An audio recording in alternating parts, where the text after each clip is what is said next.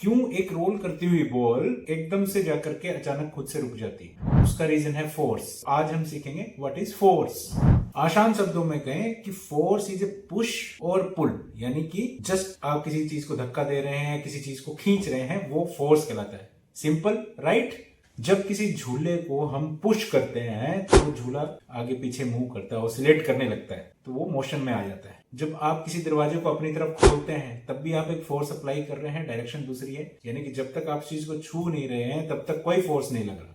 Force जो है वो 3 अमेजिंग चीजें कर सकता है। किसी चीज, कोई चीज अगर रुकी हुई है उस पर अगर हम फोर्स अप्लाई करें तो वो मूव करने लगती है, यानी कि वो डायरेक्शन में मूव करती है। दूसरा जो है, कोई चीज मूव कर रही है तो उसकी डायरेक्शन चेंज कर सकती है। जैसे क्रिकेट की बॉल है, सपोज कीजिए आप क्रिकेट खेल रहे हैं और बॉलर ने बॉल की, शॉट मारते ही आप बॉल की डायरेक्शन को फोर्स के थ्रू, फोर्स आपने अप्लाई किया और उसकी डायरेक्शन चेंज हो गई, राइट? तो आप किसी मूविंग ऑब्जेक्ट का डायरेक्शन भी चेंज। तीसरी चीज जो है, कोई एक मूविंग ऑब्जेक्ट है और उस मूविंग ऑब्जेक्ट को फोर्स लगा के आप रोक लेते हो।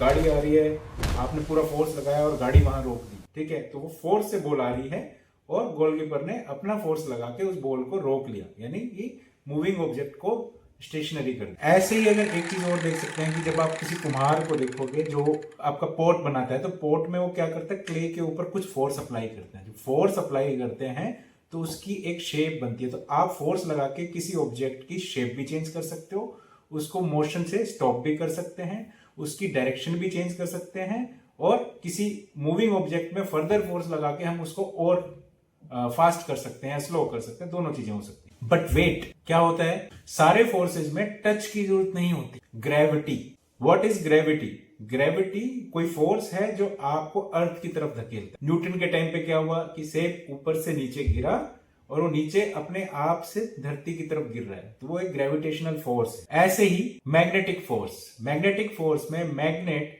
आयरन को अपनी तरफ खींचती है बिना उसको टच किए। ये दोनों ही नॉन कॉन्टेक्ट फोर्स। तो नेक्स्ट टाइम जब आप अपना बैग ओपन कर रहे हो या आप किसी बॉल को किक कर रहे हो तो जान लीजिए कि आपको फिजिक्स आती है, आप फिजिक्स यूज कर सकते हैं क्योंकि आप फोर्स यूज कर पा रहे हैं। सो गाइस, तो हमने सीखा फोर्स क्या होता है।